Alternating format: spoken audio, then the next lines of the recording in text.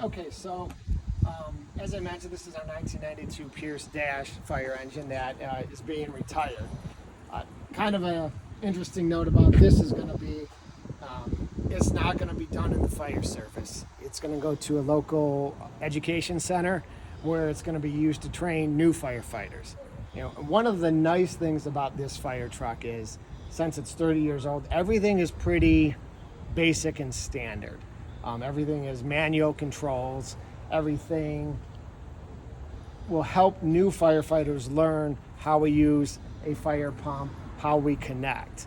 And so hopefully it'll be in service for years, teaching the next generations of firefighters.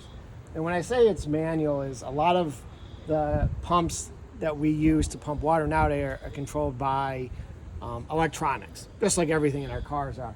Where if we would go up here and we look at our fire panel, you want to come up here? Can you hold it? Yep. Thank you.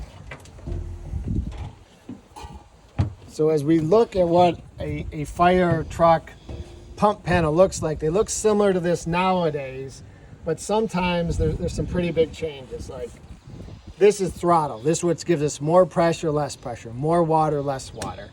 On this truck, if I turn this, I'm mechanically turning a switch that increases that and lowers it. Nowadays, I have a button. It goes up, down. It uses electronics to do all of it.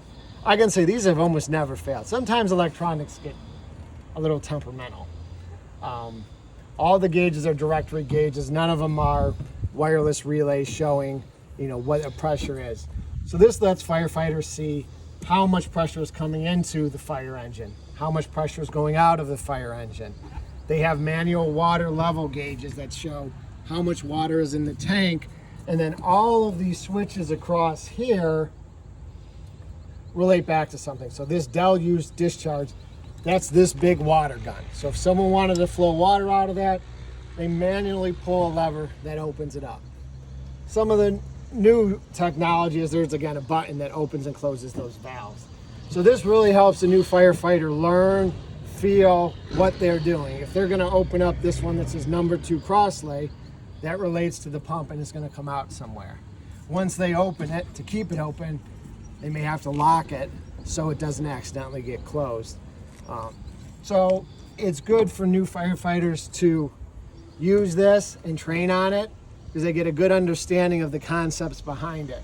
Initially, when you look at something like this, it looks really complicated. There's lots of switches and levers, but for firefighters in training, it actually becomes pretty simple, and no matter what fire truck you're on, you go kind of through the same steps. So once the truck's in the mode where it pumps water, you have one valve on the truck. It's called like a tank discharge valve. This actually lets water from the tank we carry on our fire engine drop into the fire pump. So the guys, they would open up that. And so now there's water ready to go. I mentioned there are these gauges.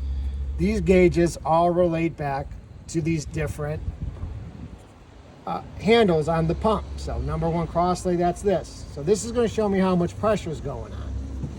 So when I'm ready to flow water, I turn this throttle to say I want it to be at 100, or discharge, pump 100. And then I decide I'm going to use this big deck gun right here. So then I open up that. Makes a bunch of noises. Water starts flowing out of here. This is going to start to go down because we're flowing water now. It's open. Pump operator's got to turn this back up to get back to 100. When they want to be done, they're going to throttle it down. They're going to close this lever that relates to this. That's going to relate to how much it's putting out. And then this one here, deluge gun discharge, shows you this one line. That's what's going out. If I had a bunch of these open, you could look at each one, and then you can look at the total amount of pressure that's being put out. So while there's a lot going on here, once the firefighters understand how to work it, it almost becomes second nature. The panel on our new engine looks a little more complicated, but it's basically the same thing. This is a good learning environment because everything is just standard push-pull analog dials, and it helps people learn. And no matter where they're going, there may be an old system, and this way they'll know how to use it. Yeah, and whether it's old, new, the concepts are the same. Every time they get up here, they've got to let water come into the pump. So they're going to use, it might be tank discharge, it might be supply valve, it may have a couple different names. Once there's water in there and you want it to fill, so you're on a fire hydrant, you're going to hit this one. They have a couple different names, but they all mean about the same thing. When you want water to come out of one of the sides and all the different ports you see, you look, you see what it is. So on the driver's side, there's probably a 2.5 discharge. You look at that, say, okay, that's the right one. I'd open it up, and that's where water's going. And so it teaches you the basics of this, and the more complicated lights there are, switches, computers, it is still the same as this, just in a different format. You used to have in your car, you know, my truck used to have AC, a little slider bar that went across, and now I got a touch panel. With the touch panel is the same as the traditional slider bars we used to have in cars. It's just the next generation. So if you know how to use that, you'll know how to use everything going forward, and you don't have to worry about computer breakdowns or not understanding how something like that works. So we're excited that it's going to go to a home where it's going to teach firefighters, hopefully for years to come, and still being used. So hopefully it served Northfield Village for 30 years, and maybe another 10 years it'll be in service, serving the fire service in general. And then maybe to a museum somewhere. Yeah, who knows? Our last fire truck ended up going to a breast cancer awareness company.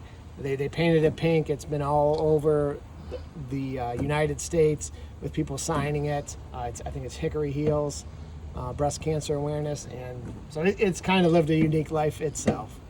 And hopefully this one will too.